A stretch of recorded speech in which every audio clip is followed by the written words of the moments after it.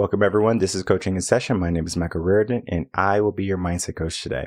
And today we're going to be talking about the 10 steps to build your dream life.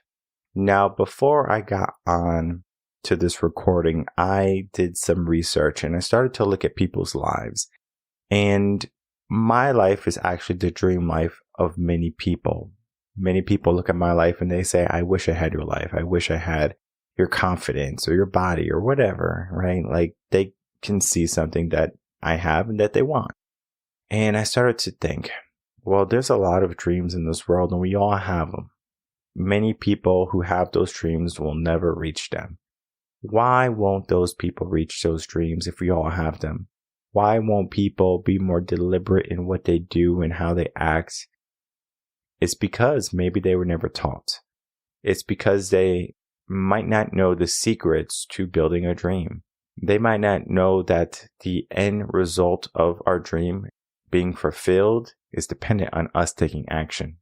So today is going to be an opportunity for you to begin to take action, to you to be reminded to take action. And for the people who are having a hard time figuring out their dreams or going after their dreams, this episode is going to be for you.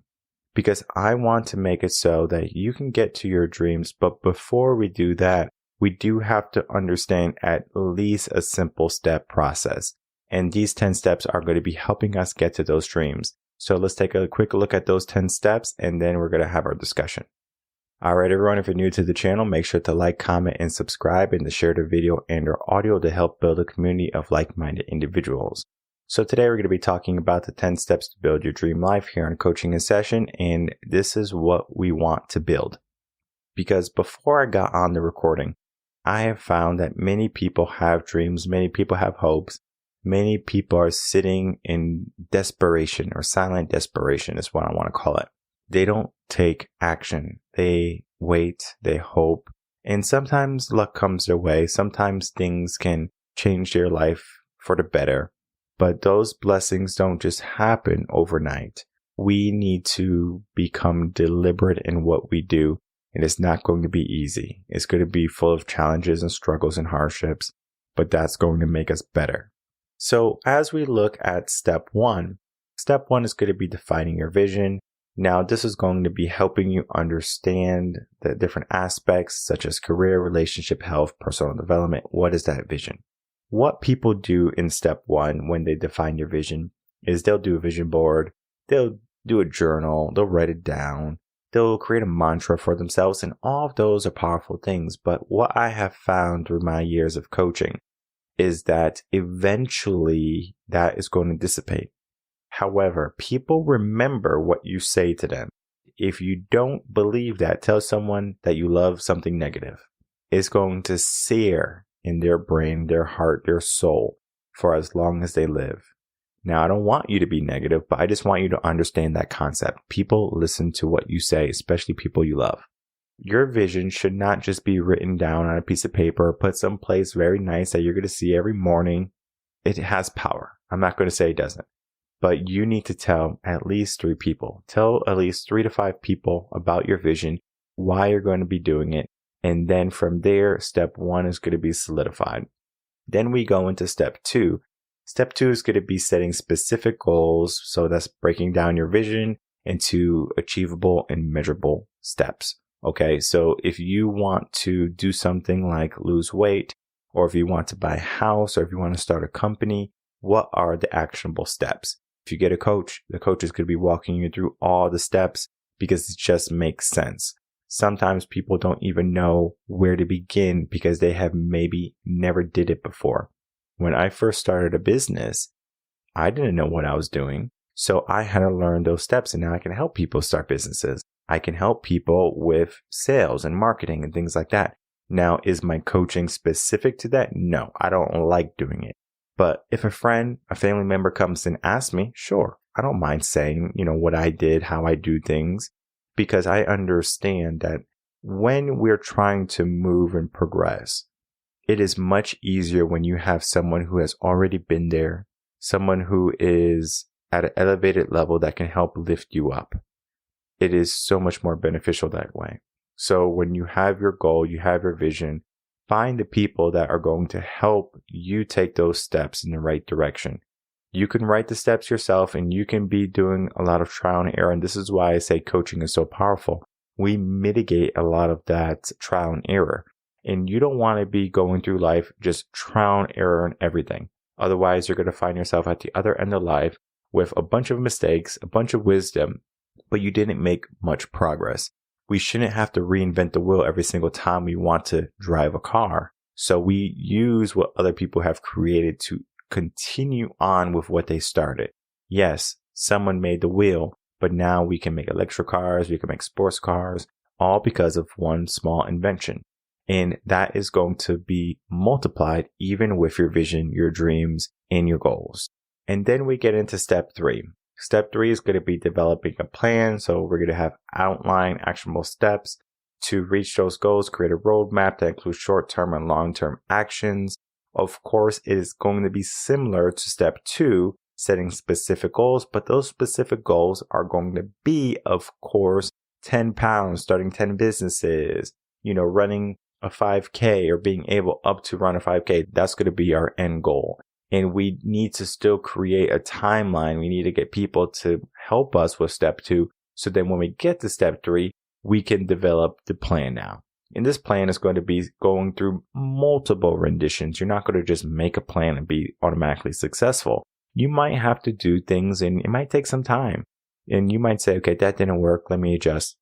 And if you can collaborate with people, you're going to do a lot better. So figure out what type of roadmap you need for the short term and then the long term, because short term is going to look different than the long term.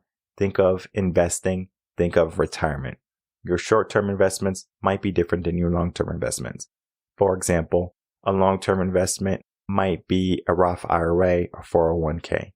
And a short-term investment might be day trading. Okay, so there are different ways to do it. Step 3, develop a plan. Then we get into step 4, cultivate positive habits. I talk about positivity all the time here on the podcast, and I cannot live my life without positivity.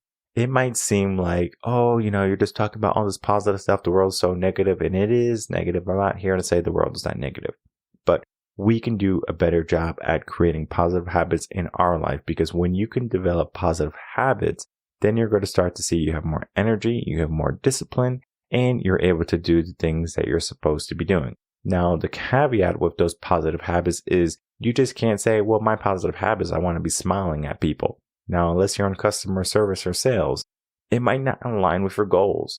So you need to figure out what type of positive habits you have to have with your goals. And if you don't know, get a coach. A coach is going to be helping you to find those positive habits that are going to be specific to your goals. If you don't know what positive habits are specific to your goals, send me an email, coachinginsession@gmail.com. Be more than happy to give you those positive habits. It is easier when you have someone that you're working with, because cultivating positive habits can be disrupted on the onset of a negative habit. If you remember what I said in the past here on the podcast, it holds true to this day. It takes 3 positives to get rid of 1 negative. So if you have a negative in your life, you need to figure out how to be more positive. Now, positive habits are going to be different than positive thinking, but positive habits are going to help be that mobile unit, that vehicle that is going to help you reach your goals. Then we get into step 5, invest in educational and skills. What are we doing here on Coaching in Session? We are being that investment for you at no cost. You can invest in your education, your knowledge base, your wisdom skills, and you can learn how to do things, how to think about things.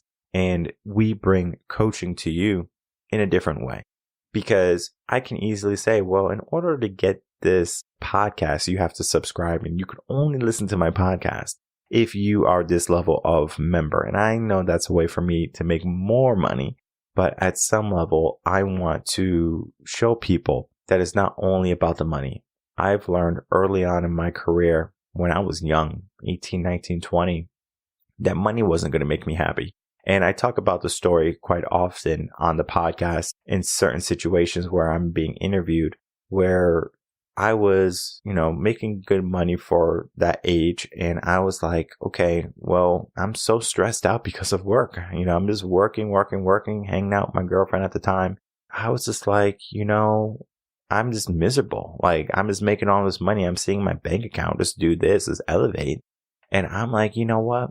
I need to go on a shopping spree. So I would do some retail therapy, and that was good for about 2 weeks. And then I said, I was right back to where I was. And I was like, this can't be life, right? So I had to invest in education, getting a coach, getting a mentor, learning. I got a financial advisor at that time. I think I was 19 when I got my first financial advisor. It's something that many young men and women don't do. People wait until they're like 35 to get financial advisors. I started a bit early. All right. So I'm ahead of the game. And I remember my advisor at the time, he said, I wish I got started at your age. And so we can get started today, right? With our dreams, with our progress, but we do need the skills. We need the education, and how you get it is going to be dependent on you. You could read a bunch of books. You can listen to a bunch of podcasts like Coaching in Session, or you can get a coach. You can get a mentor. You can get a guide, someone that's going to help you, but you do have to have some skin in the game. Then we get into step 6, and that's going to be managing our finances wisely. As I said, my money was going up and up and up, and I was going to retail therapy, and I only did it once because I understood that, I can't keep this up because it's just going to make me miserable. I'm going to have a wardrobe of stuff I'd never wear. And I did have a lot of clothes, and a lot of those clothes I ended up giving away. My mom got mad at me because I didn't give them away to like a family or something. I just gave them away to like a Goodwill place. And during that time, of me accumulating all these materialistic goods, I started to see just dust and dust and dust pile on these things that I once loved and revered. And I said, whoa, this is crazy. So I'm wasting my money on things that are frivolous, that things that the momentary pleasures that we give ourselves. And they feel good in the beginning, for like 15 minutes, maybe a day or two. And then you're kind of like, okay, I'm over it. We do have to manage our money better. We are sold a dream, especially here in the West, that you have to have the latest and greatest, and you have to be up to date, and you have to have all the things that make other people jealous, right? Well, I'm here to debunk that, where you don't have to have all of those new and latest greatest things, the new iPhones, the new TVs, and the new computers and stuff like that. You don't have to have the latest and the greatest. Now, I know the companies that are selling you this make you think you should have it, but you don't need it. So people will put, their credit cards on the table and say, give it to me, give it to me, give it to me. But now they're struggling to make ends meet. Maybe they lose a job. And now you are not really good at your finances. Another aspect to finances is, are you investing in your future? Investing in your future doesn't have to be in a 401k and a Roth IRA, even though they are great vehicles for that. You might say, I'm going to write a book. And I'm going to invest in my today for tomorrow because the book is going to be a labor of love. You're going to maybe not see returns for 8 to 12 months, right? That can be a long time, especially if you need money now. So manage your finances wisely. Don't spend money on many subscriptions and, have a bunch of expenses going out every single month because you think you need it, when in reality you can live with a lot less. We used to not have smartphones that can do everything that they do now, and we survived. Yet, children today, if they are missing their smartphone for a certain period of time, it feels like they're so disconnected. What really needs to happen is that we need to learn a new type of connection that's going to be with us. And sometimes we have to stop spending money in order to find that. Then we get into step 7. This is something I preach about quite often here on the podcast. Prioritize your health and your well-being. You want to make sure that you are doing the best thing possible for yourself. Now, if you are not prioritizing your health and you're just, eating the foods that you feel like, and you're not maybe getting the exercise you need, it's going to be one of those things that you regret. Most people are going to have regrets at the end of their life of or for the things that they never did. Of course, there's going to be some things that people regret. If they got in a car accident that changed someone's life, if they said something to someone, all that can be, watered down to, well, what didn't you do, right? Maybe if you were drunk and you got in a car, that could be a regret. But the thing you didn't do was admitting you were drunk and saying, I'm going to leave my car in the parking lot and risk it getting towed because that is going to be insignificant to the weight that I have to deal with for the rest of my life if I get in a car accident. That's just one example. We can go example after example after example. We can find the no regret policy thing. For some people, they think regret is going to be, well, I regret, meeting this person or doing this thing. It's all about making sure that you don't do things that are going to ruin your life. For young men, that's typically having a baby with the wrong woman, going to jail, and getting killed, okay? Like doing drugs and stuff like that, being in a gang and getting hurt. We do need to prioritize our health and well-being too, okay? Because health is more than just, do you look good? Can you run a mile? Are you eating salads and stuff like that? Like, it's more than that. It's, are you being well? Literally, like, can you say that you're well in your body, mind, and soul? And if not, keep on listening to Coaching Session. I have many wonderful episodes about prioritizing your health, being well in life. I had many other coaches come on, talk about the aspect of well-being. And we have many more episodes coming that are on the calendar that are going to be amazing for you to get into better health and well-being. Then we get into step 8, and step 8 is going to be building a support network of individuals. So you want to surround yourself with positive and like-minded individuals who encourage your growth. Now, this might be contrary to belief because many people think that they need a whole following, they need a whole army in order to take over, when you only need about 5 people, maybe 10 at most, and those are going to be your closest individuals. Men, you do want to find like-minded individuals who are wired for growth and challenge and adversity, who are in shape most likely or have some level of fitness. You are going to work together with them. You can pull in resources, and you're going to find that building that support network can be pulling your resources in.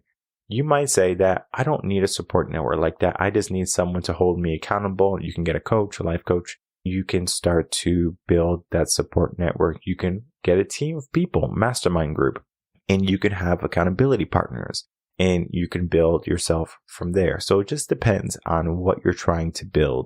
And depending on how much you're trying to impact in the world, is going to require a different or maybe a different number of support networks, because you do have to understand that many support networks that general people are going to be in, their church, their immediate family, relationships, right? Those are going to be people who support you.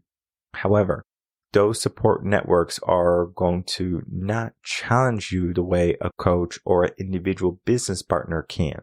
Not every business partner is created equally, because some business partners are not going to be good for you. So I'm not saying go out, get a business partner who has a great idea. I have many people who come to me and they go, Michael, I would love to have some of your money and I'll give you a piece of my business. It's almost like this is Shark Tank. And I'm like, listen, I'm not a shark. I'm not here lending out money. I don't do that. If you have a great idea, yeah, sure. Tell me about it.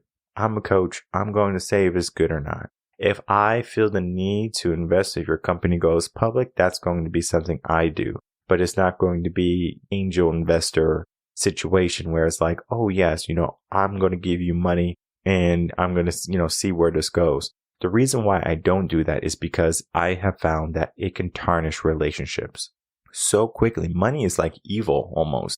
If you have too much, you're attacked. And if you give money to the wrong people, you are, looked at as a problem too, because it's like, you only gave me $10,000. That's why the business didn't succeed or something. I mean, there's just so much to it, right? So you need to make sure that the support network that you're building is going to be of competent people who are ambitious, but then also have the previous 7 steps, a plan, the goal, etc., right? If they don't have those initial 7 steps, I would recommend don't even building a network with them quite yet. I would just say, hey, check out these 7 steps or these 10 steps.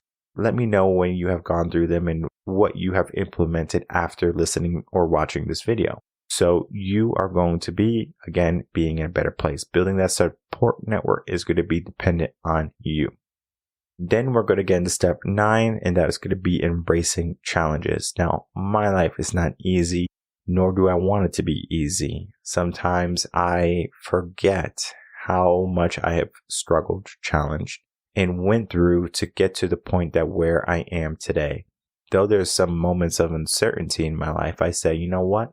Just because I have a moment of uncertainty, it doesn't necessarily mean that I need to continue to run away from these challenges. Challenges can build you up. Failures can build you up. They don't feel good sometimes, but that is what we need, especially when we're growing our dream life. We need some challenge because it just makes it better. If we have everything given to us, for example, you're not going to be able to keep it. Think of financial literacy. People who win the lotto, 80% or something of them, I think, are, some crazy number. They're all broke. Why? Because they didn't build financial literacy. I think it was step 6. Learn about your finances. Learn how to manage money. Yes, maybe your parents didn't teach you. Of course, the schools are not teaching you, but it doesn't mean that you have to remain ignorant. Learn a new skill. Learn how to manage yourself. And then we get into step 10. And this is going to be one of those controversial ones because people would think that, you need to practice gratitude in the beginning. But when you practice gratitude at the end of everything, you can appreciate the work you just did. Literally. I just wrote out my goals. I just found the support network I needed. And you can be grateful for all aspects of those previous 9 steps. You can be grateful for your life. You can be grateful for having a roof over your head. You can be grateful for having your 9-to-5 rat race job. You can be grateful for that in step 1. But when you're grateful for something on step 1, the mind does something crazy and is almost counterintuitive to our conversation. It creates complacency. So being gracious can be good, but it can also have a negative aspect to it. So these are going to be the 10 steps. Quickly run through them again so everyone knows. The 10 steps to build your dream life. Step 1, define your vision. Step 2, set specific goals. Step 3, develop a plan. Step 4, cultivate positive habits. Step 5, invest in education and skills. Step 6, manage finances wisely. Step 7, prioritize health and well-being. Step 8, build a support network. Step 9, embrace challenges. And step 10, practice gratitude. So all of what I talked about in these 10 steps can be a lot to take in. I understand that. And this is where you have to figure out, what do you want to do? And I always say, make sure you have someone on your team, someone on your side who's going to help you get to where you want to be. When I start to look at people who are successful, we look at Denzel Washington, Jamie Foxx is another one, Morgan Freeman. Those men, and I know they're all black men, but those are actors. I'm just giving one genre. We can even go into other people, Leonardo DiCaprio. Those actors, right? Just an actor in general. They were given an actor coach, a mentor, other actors in the industry that helped them, guide them. Even greats like Kobe Bryant, he looked for greatness himself. He found that in Michael Jordan. And he would call Michael Jordan and text Michael and say, hey, I have a question. And he learned. He was passionate about what he was doing, what he was trying to accomplish. He had a dream. He had a goal. He had a vision. And he said, I'm not going to stop until I get it. And we have to have some level of dedication, just like Kobe did. Just like the Michael Jordans of the world, just like the Denzel Washingtons and the Morgan Freemans and the Leonardo DiCaprios and all the greatest in the world. Whether you're an actor, you're a music professional, you are blue-collar industry CEO, it doesn't necessarily matter your profession. There are people who have already built what you're trying to build, especially in our world today.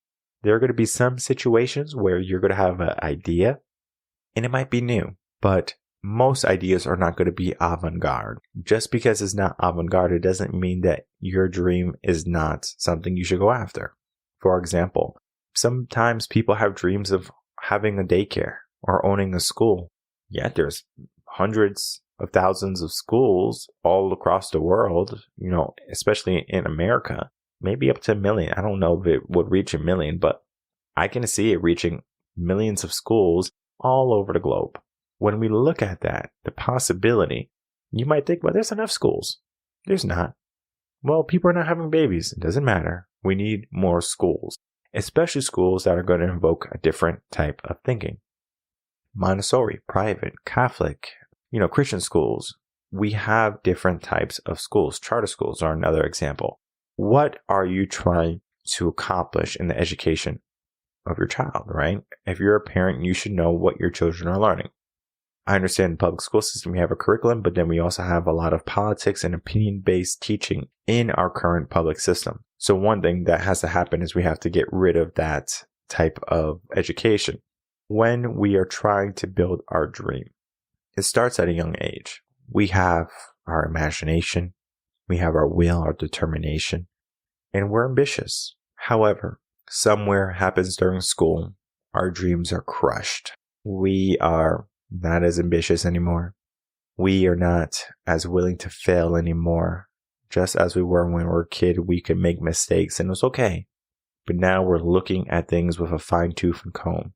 And there's going to be times in our plans and our goals where we will look at things like that. But life has a bigger picture. Life has meaning behind it.